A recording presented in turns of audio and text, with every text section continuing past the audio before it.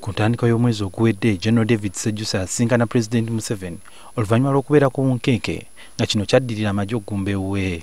Ensonga nnyingi zaateesebwako nga President asisinkana General Sejjusa, era ekimu ku Sejjusa bye yasaba kye ky'okubeera nti yali ayagala okulekebwa ave mu magye, ekintu President yasuubiza okukolako mu bunnambiro mu bbanga lya nnaku 9.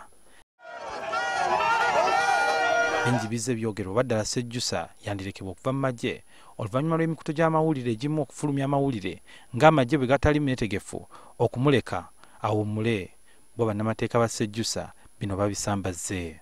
Kati bano okusasamaza eggwanga ne bagamba Sejjusa bamuganye okuva mu magye biki ebya bulimba, kubanga bakyalina ennaku endala 6 ez'okukoleramu basalewo. Kwaga tebasobola kuyita lukiiko nti mujje tutuule olwa General Sejjusa yekka, kubanga bangi abaasaba gye bali. Bano bategeeza nga bwe balinda ennaku 9 okuggwayo olwo batandike okwasiza amaanyi ensonga za Sejjusa.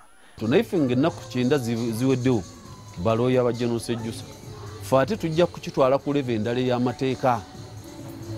Naye kaakati tewannabaawo nsonga tutwaze ensonga yonna ku leve endala ey'amateeka. General David Sejjusa yakomawo mu ggwanga nga 14 Desemba oluvannyuma lw'okubeera mu buwanganguse Bungereza okumala ebbanga lya mwaka gumu n'emyezi 8. Suhail Mugabi, NTV, ku ssaawa emu.